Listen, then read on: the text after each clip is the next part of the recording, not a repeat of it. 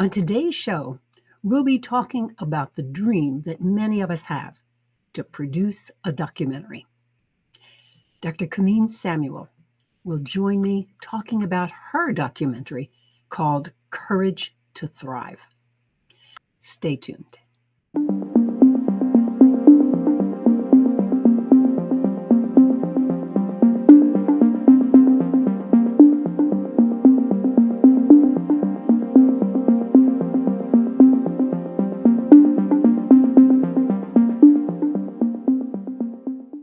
I'm Madelyn Blair, and this is Unlocked, a show all about activating the resilient leader in you.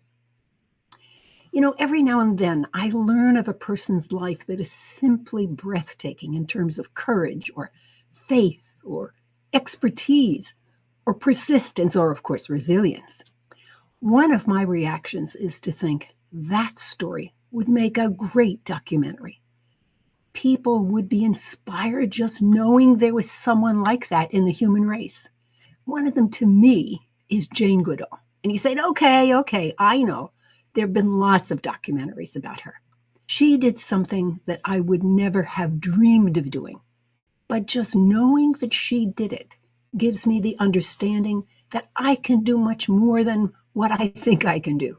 It is such an honor to bring back someone who understands this desire and has put it into practice and created her own documentary.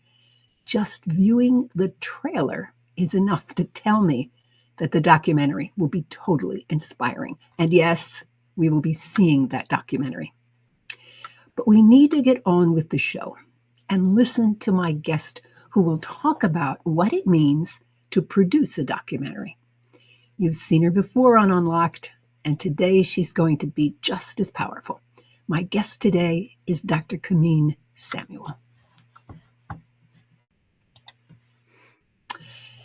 Kamin, welcome to Unlocked. Thank you so much for having me back, Madelyn. I'm so excited to be here. Oh, that makes two of us. Well, you know, I'd like to tell the audience a little bit about you, and I know I'm going to forget something. But one of the things that really has always blown my mind is that you were a helicopter pilot.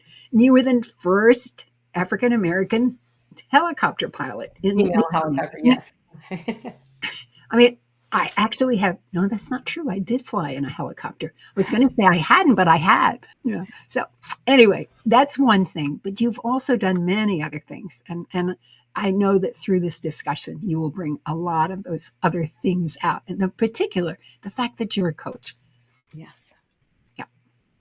So, Kamin, I'm going to let you add anything you want to, whenever you want to let people know who you are. But I am really curious about the story that inspired you to create this documentary that we've been talking about. You know, what benefits do you wish to obtain from the work? You know, but we'll get into all the hows. Well, again, thank you for having me. And thank you even just for asking about the documentary process, because I think, each documentarian can tell you that it's a different approach. There's not one way to do it. I kind of fell into it. I think my whole life has been leading to this point. I come from a family. I learned at a very early age how to develop film. My dad taught me and my siblings how to do black and white film. And there was a time I wanted to be a full-time photographer. And I loved particularly candid shots. I had a zoom lens on a ship. So I always had a camera with me, and I would take pictures from a distance of people just capturing in that moment. And so for me, I think I've always been looking at life that way. My dad passed away a few years ago. And one of the things that I chose to do was I had started to videotape him. He had a lot of stories. There was a lot of mystery around my dad when we were growing up, because he would be gone for long periods of time. And he had extraordinary adventures in Africa and other places in the world.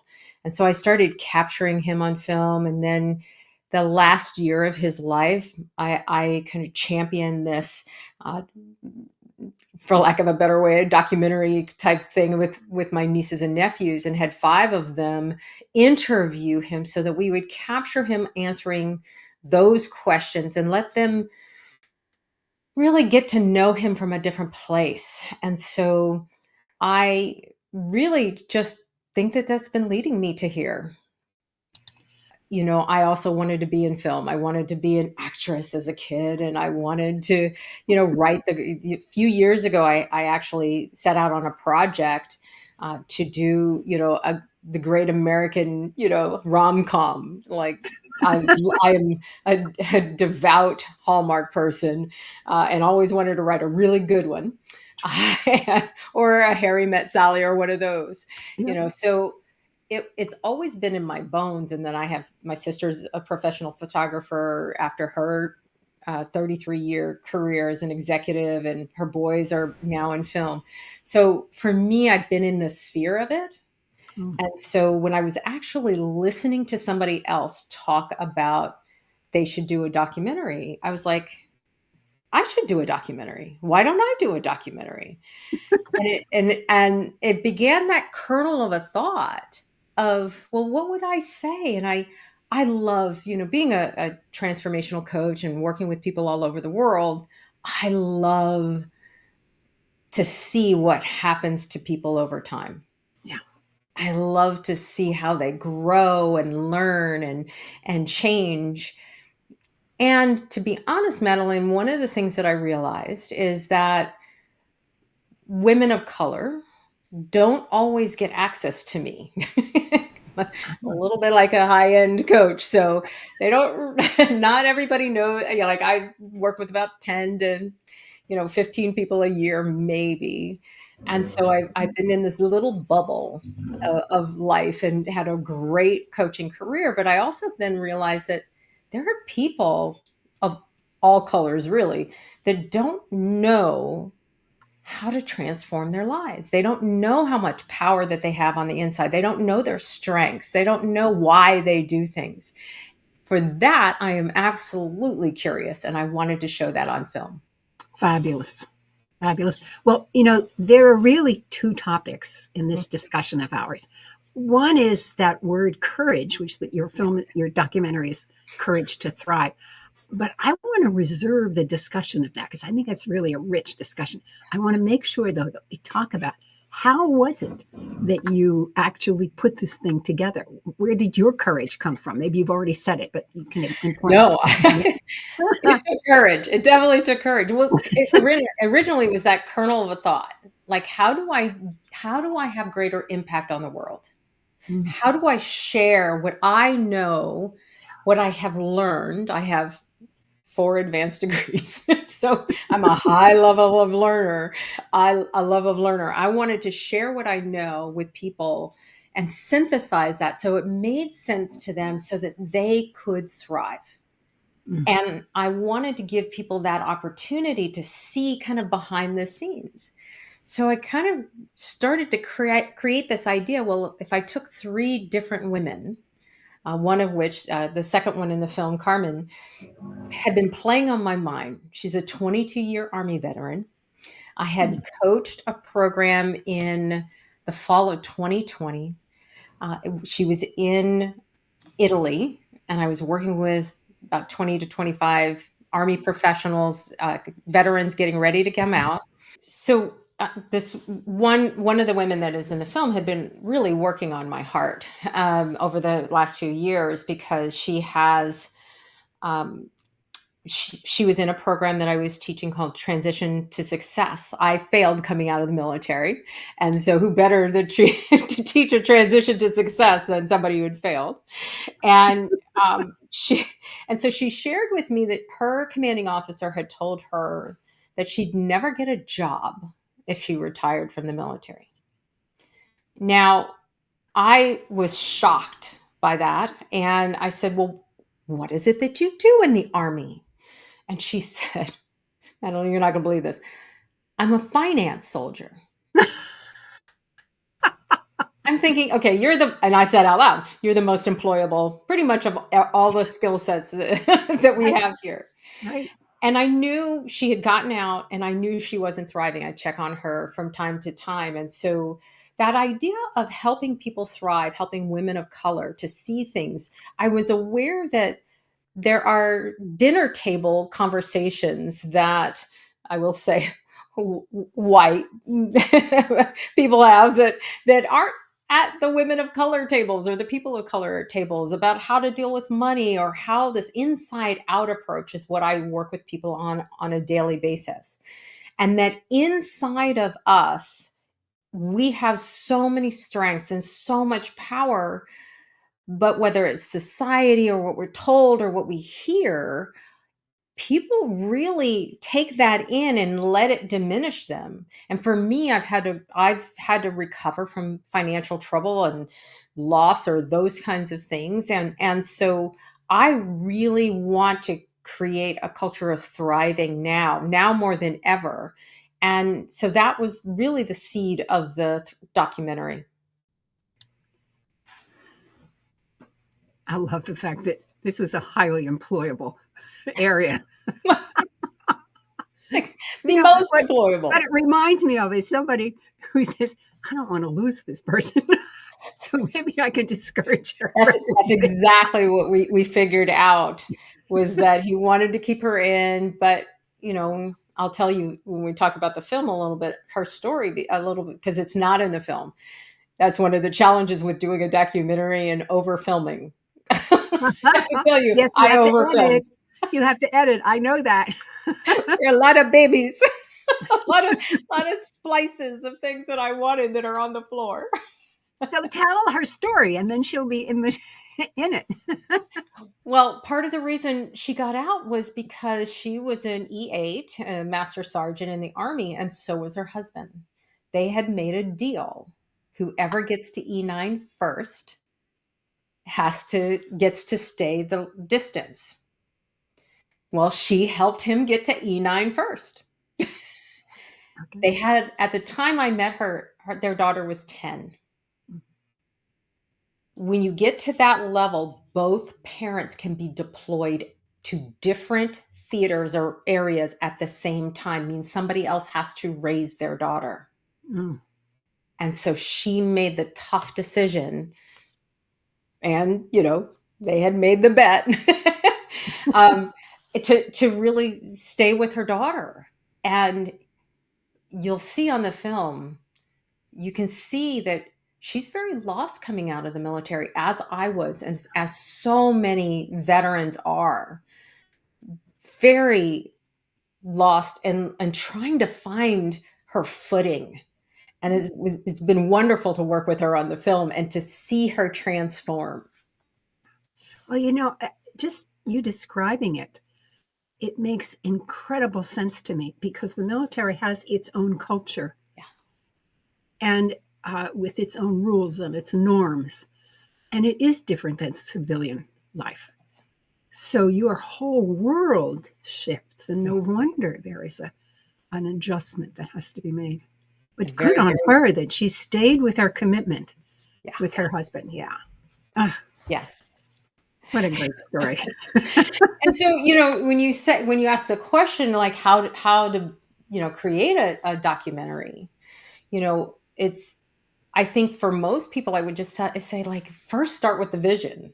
My vision was to really help people who don't have access to what I know about thriving, about wealth, about really using your gifts and abilities in a new way, and making money. Like I like to say, like, one of my zones of genius is I see money. Like when somebody's talking, I'm like, okay, I can see. Are you ready for what I see? Wow. And so to capture that on film, and then begin to share it, because literally I didn't necessarily go looking for it.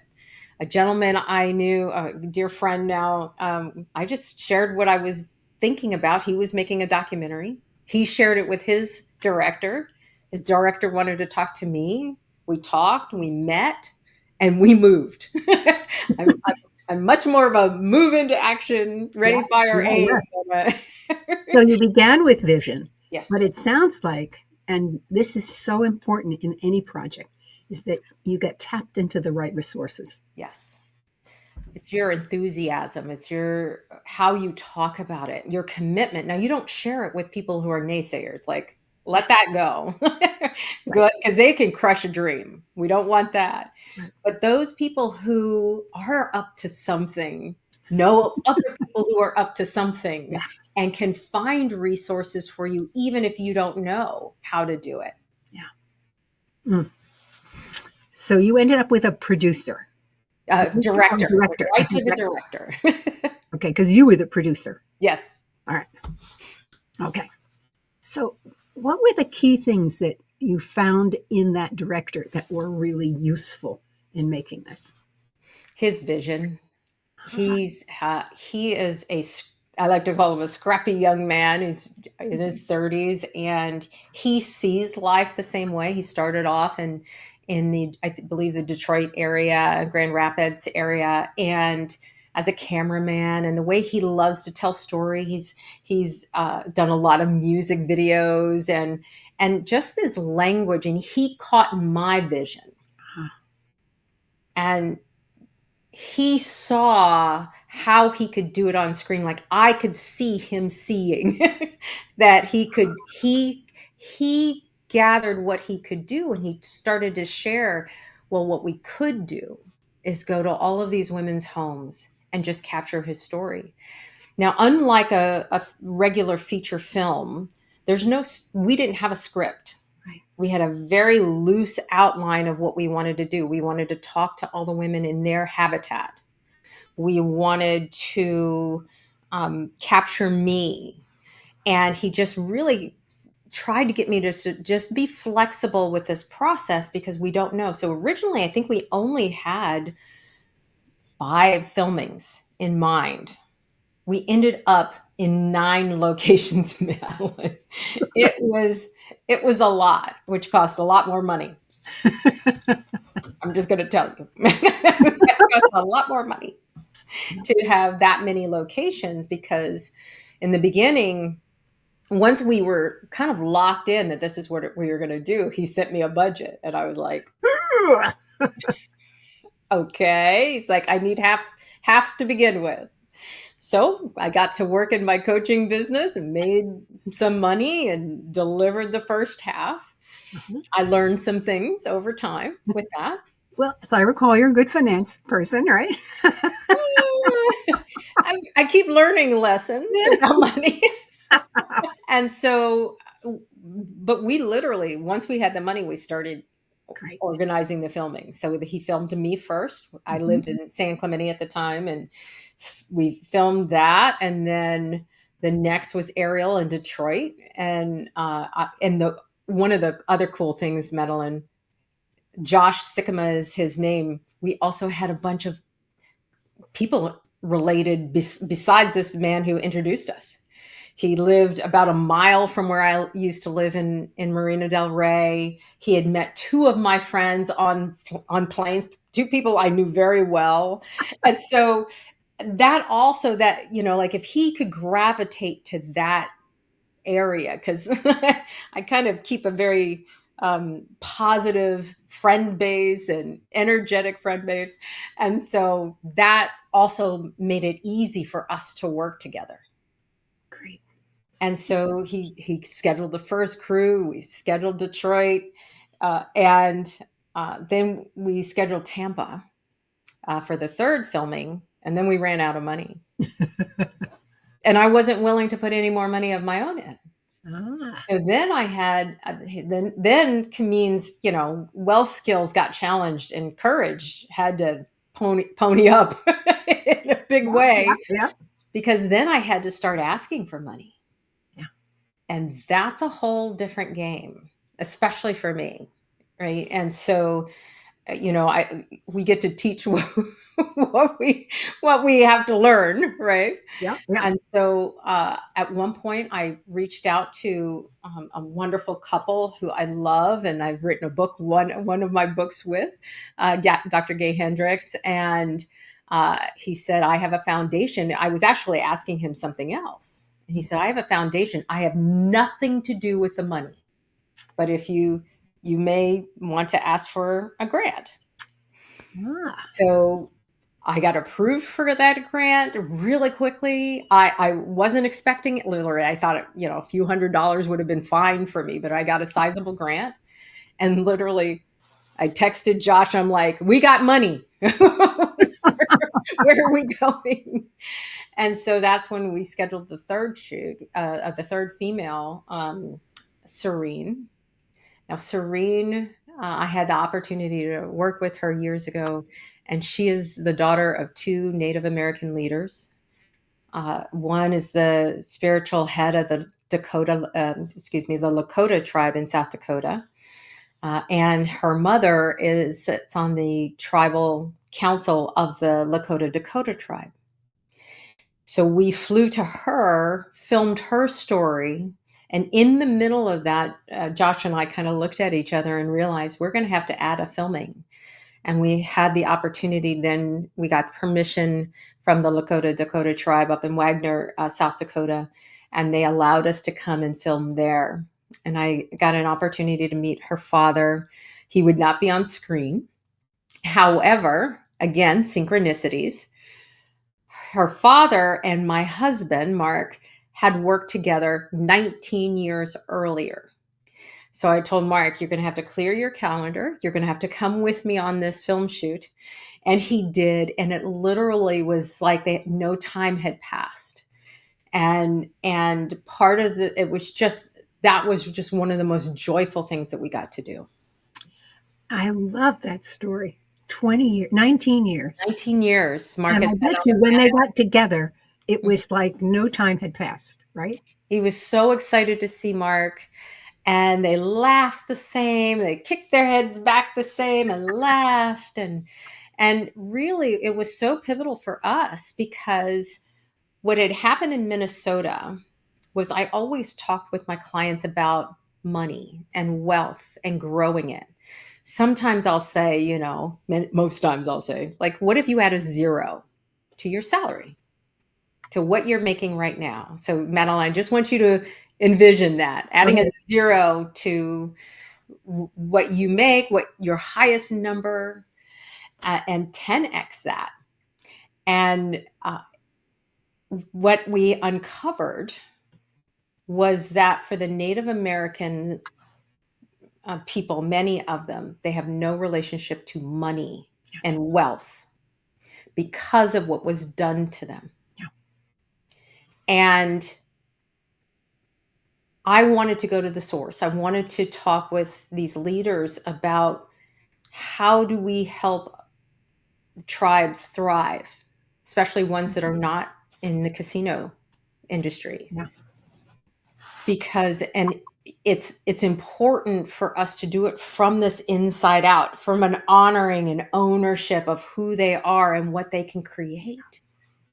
And his definition of abundance was so beautiful and so true.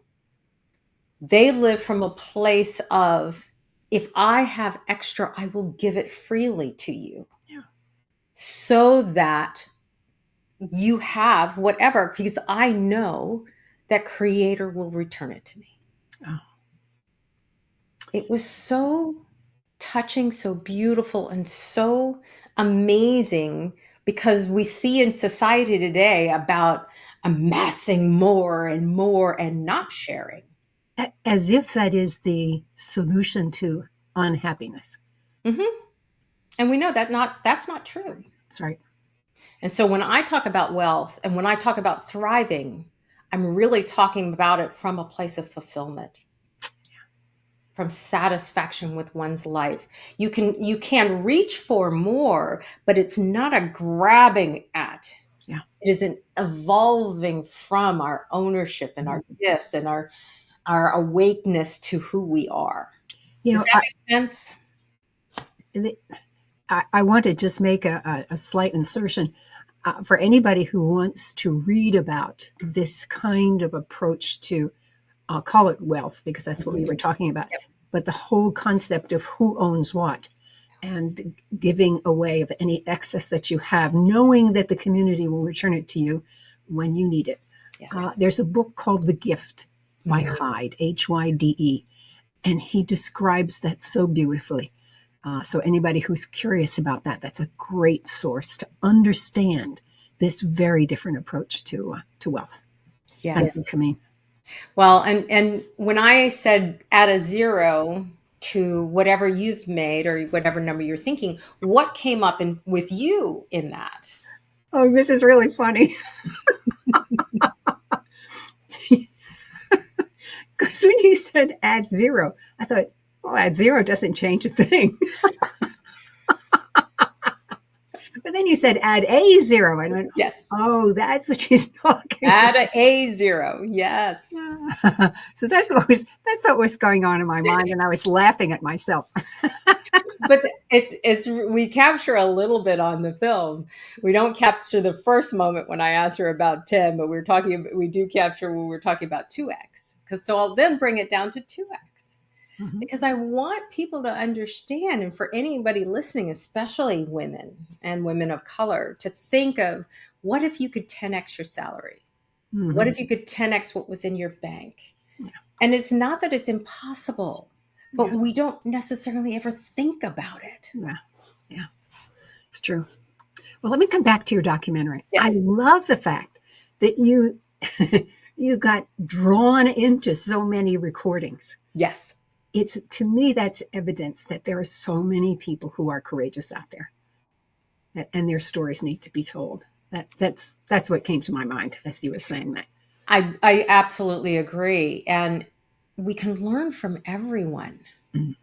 And Yep. that's the most important thing, is like, we each have a story, and to capture and witness each other. And for me, it's all about transformation. I want to see what they look like here. And then what do they look like? And so so so after South Dakota, or somewhere in between South Dakota, one of the things we wanted to do was me doing a TEDx. Now, when we started out, it wasn't on deck. It just was a kernel of an idea. Yeah. I happen to know the dear friend of mine, the man who runs the Wilmington, Delaware TEDx, which is one of the top ones in the world. And he was having one come up a few weeks later. And I just said, if anybody cancels at the last minute, I can step in. I'm a great speaker. I didn't know how much work I'd have to do for that speech, Yes. but it was a lot. And somebody canceled at the last minute. And so he's like, "You want this?" I'm like, "Yes, here's another miracle." So now, does that mean that we can go to TEDx and find you? Yes, TEDx, yes. Under my name, I have it's prosperity reinvention for women and women of color, and there's a wonderful statistic in there. We just added it to the film last Friday, which is my head was down on that. Was because I really want, especially women, to understand that what is the cost of the wage gap. So I have that in that TEDx. Good. Then don't tell them. We I have to won't go tell them. watch it. We have to I go won't watch tell it. you. But here's the synchronicity. Josh was already going to be there doing some filming of somebody else. So, So I got to piggyback onto that filming. yeah. And then we were able to film at the USS Midway in San Diego. And as we kept going closer to finishing this film, we decided we had to bring these women together for the first time. Now, throughout the time, I was coaching them on Zoom. Yeah. I was doing the work that I do with them on Zoom and capturing that, videotaping that for the film. And so there are so many amazing ahas that we have a lot of things we had to cut out. But I'm creating a community where I can put some of this backstory in, and this additional film. Now, how long will this documentary be after you have edited it? So it had to be under 120 minutes. So Yes. when I got it last week and it was 91 minutes, I'm like, don't I have 29 more minutes? And they said, Josh was like, no, let's keep it tight. yeah. And now I understand, after the week of tearing it apart, putting it back together exactly as he had put it together. Now, Yeah, so it's at 93 right now. Now, I want to make a comment on this. That what he did for you is called post-production, Yes. where they do they do the editing. Yes. I did a video. We took 2 hours of uh, raw video where I interviewed 3 sitting ambassadors here in Washington, D.C. Golly, I've been doing documentaries. Doing documentaries. uh, and and I worked with, believe it or not, the post-production group at Disney. And they cut it down to 12 minutes.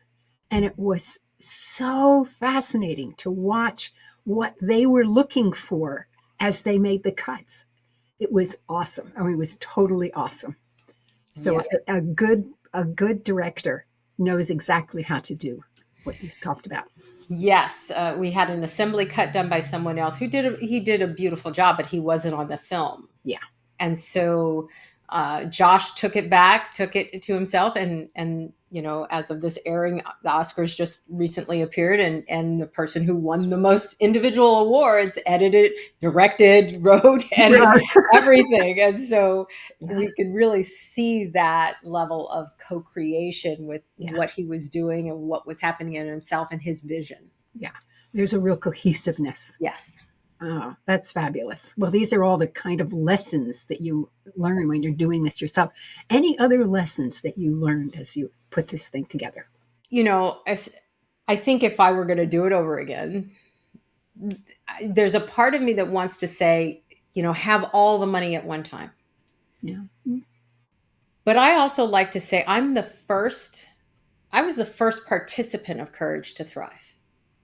I had to have the courage to find the first money, to start asking for the grant, to then go to my friends who that all are executive producers, this amazing group of executive producers who are, most of them are all coaches I have worked with. They are just the most phenomenal beings on the planet, and to have their energy as a part of this film and to have them be kind of blessing it has been great too. Oh, it's wonderful. And, go ahead. Social support Yes. is essential for resilience. And what you're talking about is building that social support and tapping into it when you needed it. Yes, and when you film those 3 ambassadors, right there, I want you really to see how much of a documentarian you are, because if you also think of your process, you had to have the funds, you had to get the crew and to your own vision, correct? Yep. And so that's really where it starts, and for people to just realize I really am a ready, fire, aim person. If I try to get everything together up front, I may never move. Mm-hmm. And that's where most people take themselves out. And so if somebody has a kernel of an idea, there are film schools everywhere. There are children with cameras everywhere that can start filming you on iPhone or any kind of phone. Yeah, that's true. The other lesson I'm hearing from you is, if you want to do this, build a nice network of friends. I have good friends. I have great friends. Right. I have great friends and great colleagues and people who are into transformation. Yeah. Because I'm thinking back to the one I just talked about. Yeah. I mean, I was at Disney's post-production because I knew the guy who headed it up, and I knew this, and I found an ambassador who would make all the arrangements for the other ambassadors. Yeah, it was. Yes. You have to build on that. Yes, and be willing to reach out. Yes. Be willing to ask, even just, reaching out to ask questions of people that that might be in film or might be storytellers, and ask them for a few. Usually if I'm reaching out, the first time I reached out to Gay Hendricks, can I just have 15-20 minutes of your time? That's all I needed. Yeah. Right? Just to get going. Yeah. And that most people don't realize, you might want an hour. No, just 15. Most people can give you 15-20 minutes. Yes. of their time. Yeah. I remember when I was a marketing rep with IBM, back when IBM was Big Blue, Yes. you asked for 20 minutes of the executive's time. That's all. If Yes. you couldn't say what you had to say in 20 minutes, it just wasn't going to happen. Right. And it's It and goes back, preparing your questions. yeah, and it goes back to what you said about you have to have a vision. Yeah. And once you have that vision, then you need to translate that into how you express it to others. And I'd like to also equate it to somewhat the Indiana Jones approach of like start walking and the steps start to appear, because Oh, yes. we don't know. Yeah. We don't know the journey Yeah. we are on. And so this opportunity for us to really just move and create momentum in our lives, Yeah. no matter what it is that we want to do. Right. Well, I want to make sure that we spend a few minutes also on this wonderful word, courage. So I want to go back to that story about Carmen in the army. I one of the pieces of the film, I do two assessments with the ladies as a part of the film. One of which is the Via Character survey, and it's the viacharacter.org. There's a free survey you can take. It only takes 10, maybe 15 minutes to take, and it'll give you a rank order of 24 skills that you have, 24 strengths that you have, and those are your values in action as Mm. of the time you took the test, the survey. So it's the values in actions via character.org. I love them. They are amazing organization. But I actually found out about this assessment through the book Flourish by Martin Seligman. And he had been working with the Army with it. So I gave this to the Army group that I was working with a few years ago. And Madeline, the one character strength that was not in the top 5 of any of the people who took the assessment, bravery. And I had to sit with that and really think about what does that mean? And What, my bravery is 19 out of 24. wow. And so when we think about that, I like to think of it in terms of the military are so well trained. It's not about bravery. It's about training. It's about preparedness. It's about, are we ready to go? Yeah. If it takes bravery, we got another problem. But, Right? but the training makes you confident. Confident. You know your skills. I didn't have to have bravery to fly on the ship. Yeah. All of that. I had to have some courage some days, especially if there was bad weather or whatever. Mm-hmm. But that little piece really lit me up. And so I wanted to use this with everyone. And, I have been blessed by you to take the survey. And I have yours up on my screen so I could see that you have honesty. If you don't mind me asking you some You questions. are you are breaking up, so I want you to repeat that. Okay. So you have these amazing top 5 skills, right? So I'd like to ask you some questions about that. May I? Ooh, yes.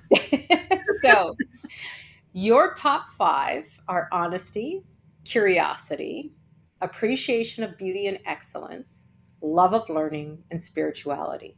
Mm-hmm.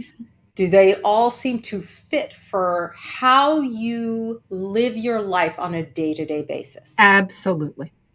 So I also the second survey I use is called the YOS, and basically one of the things it pointed out, as well as the VIA survey did, is I have a high level of learning and a high mastery. So I always use the full. There's a report they have called the Total 24. You would not be surprised, I don't think, that your honesty, curiosity, and appreciation of beauty and excellence are all tied. I don't question that at all. No, it so, makes absolute sense. so I knew curiosity was going to be in the top. I just didn't know how it was going to score out. Yeah. Yeah.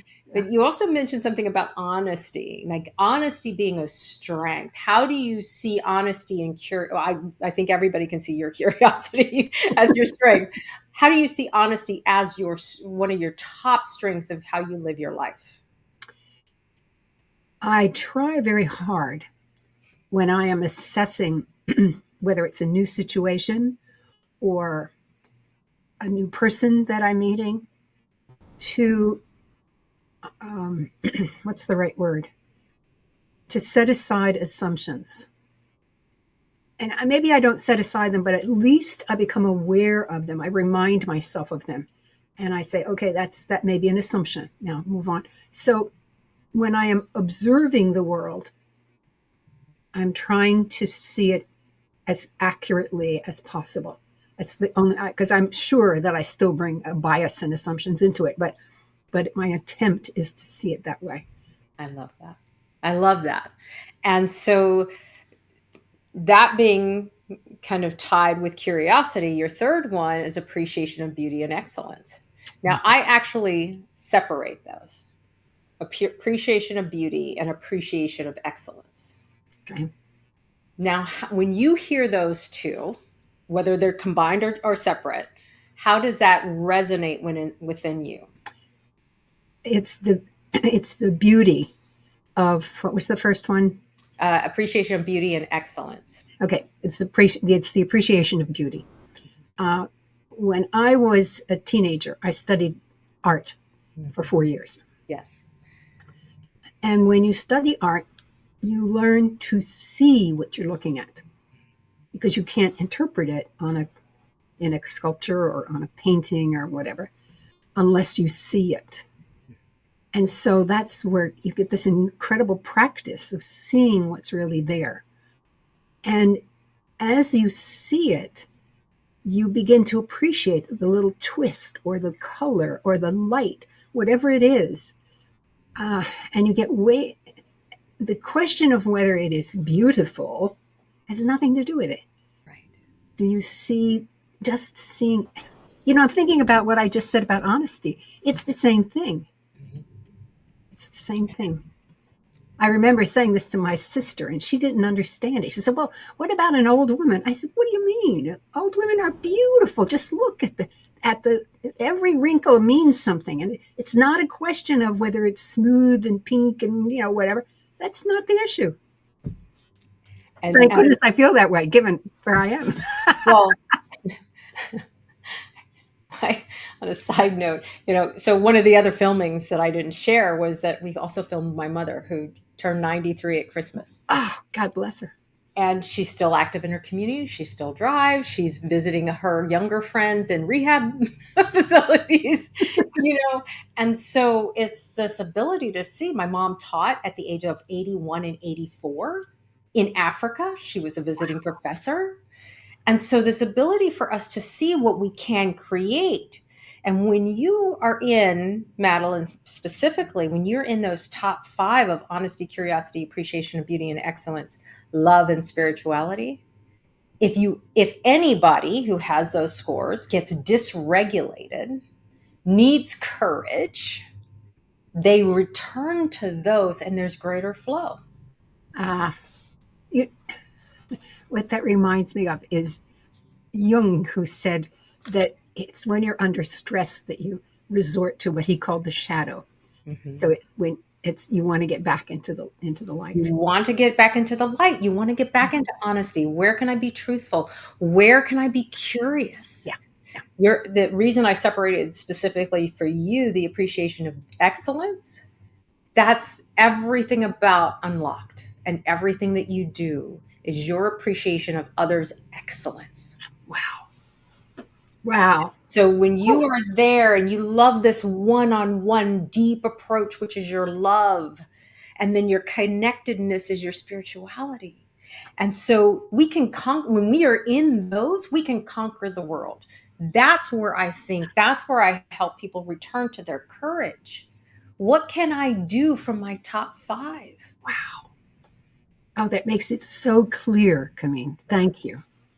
And I'd like to use the example, when my father passed, I love my dad so much, and I couldn't make myself do certain things, like just call the limo. We had a couple of months to plan his service because he was a big figure. And so I was like, okay, I'm not making these calls. How am I going to make these calls? And I saw my scores and I was like, oh, so bravery is number 19, I said. I paired it with gratitude. I paired it with love Yes. learning. Yeah. So I did some strengths bundling. Yeah. Nice. And then I like to say, I finished my calls and then I ate some cookies. And so I did some emotional, I'll figure that out later. But that's how we can get through life in a completely new way. Scene Kamin Extra, take one, south stick. Now, Dr. Samuel, you've done so much in your lifetime. You were the Navy's first African American female helicopter pilot. You've been an executive of a billion-dollar company. You've written multiple books, national speaker. You've coached clients all over the world. Take us back to a time when you faced your darkest challenges. There was a time when I contemplated taking my own life. I had to choose to survive. I had to choose to go through this. And I had to choose to clean up the mess. Regardless of what we were going through, my mom always told us that she loved us.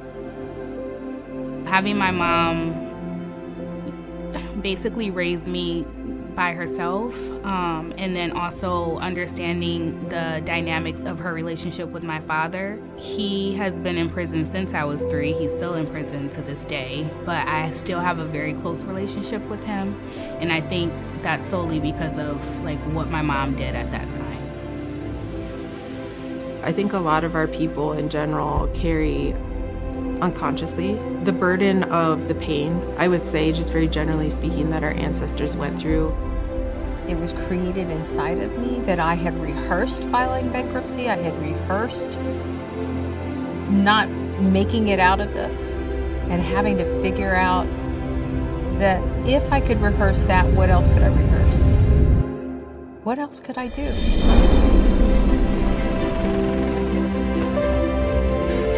Being a mother to a little girl, I don't want her to sit back and not be proud of herself, not recognize the impact that she's made or that she's making. Intergenerational trauma affects every family in some way, but especially for our Native people. It's important for people to understand that, but equally important to realize our resiliency. Each person can look at where they are and realize, well, this just didn't work. It doesn't mean I'm not capable. It doesn't mean I'm not worth it. You are inherently priceless. Every person on this journey has touched my life and given me even greater courage to thrive.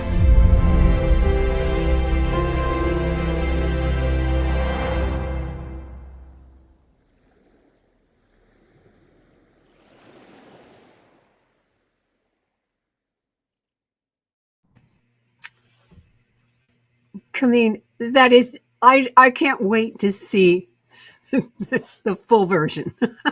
I cannot wait for you to see it.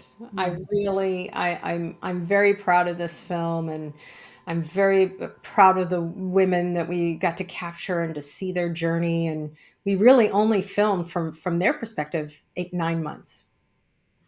So it was fast. I was able to get family. My sister was my photographer on many shoots. One of my nephews did the sound, the music and scored the film, and so and they were all in there. And so it's this idea of, if somebody wants to do a documentary and tell a story, use the resources you have. Share your vision. Get people on board. My mission really is about transforming women globally. And so we have resources on couragetothrivedoc.com, and, follow me on Instagram, all of that, because I'm really passionate about creating a community of women champions and people who champion each other, because I always say I have no limiting beliefs about what anybody can do. And I really want people to thrive in new ways now more than ever. Kamin Samuel, thank you so much. Thank you. Thank you for having me. So fun to talk with you. Thank you. Every now and then, there is something that changes how I think about the world. Grounds for Thought is a place where I talk about these moments so that you can explore the meaning for yourself. I'd like to give you more details of a documentary that I created in 2004. I called it Bringing New Life. At the time, not unlike today, the United Nations was being berated. I wanted to capture stories that would help others see there was value in retaining the organization and concept of the UN. I have always felt that if you destroyed it today, people would recreate it again because it's a place where countries can meet and talk together. That was my vision. The very first challenge, however, was to find stories and storytellers. The stories had to be relevant, and the storytellers had to be credible. As with all great organizations, including our own country, there is a constitution, or in the case of the UN, a charter. And there is always a preamble that says why the constitution or charter exists. In the UN's preamble, there was one phrase that always struck me. It was about being good neighbors. If the stories were about things in the preamble, like good neighbors, then people would see the story as relevant. Credibility? The people who have credibility are the ambassadors to the UN. But I knew no ambassadors. I thought I would never be able to create the documentary. One night, as a meeting of a group I belonged to, the answer came. As I described my vision, one of the participants said, "I know exactly who to talk to." He introduced me to a former ambassador, John McDonnell, who loved what I wanted to do and immediately made connections with not one, but 3 sitting ambassadors. Got them to agree to sit with me and tell me stories. Amazing. Through another member of the same organization, I contracted with a film crew. One of the ambassadors volunteered to let us use a large room at his embassy. And through another friend from the National Storytelling Network, I lined up post-production through Disney.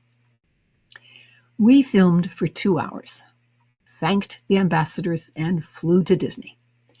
The post-production staff took those 4 hours of video, and within a day, working with me, produced a 12-minute video. Clear vision, building on connections, and letting others help, and following through with each step.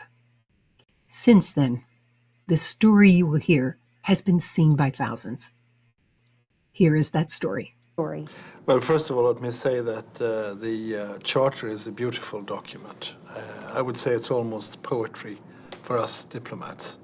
The story that I thought about was the story about this stone. This is a fictitious stone. The real stone is in Sarajevo. The background is, of course, the horrors of the Balkans, and in the end, fortunately, with the help of many actors, including the United Nations, the wars came to an end. I went to Banja Luka, where there had been a very strange form of destruction. Houses were standing, and just a couple of yards away, houses were destroyed.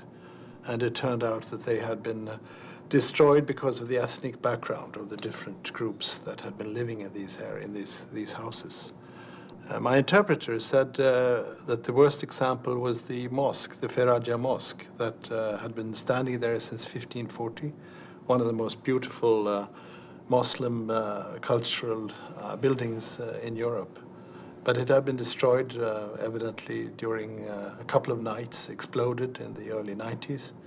And the leaders at the time, Karadzic, Mladic, and so forth, had ordered these stones from the mosque to be completely taken away. There should be no trace of this mosque.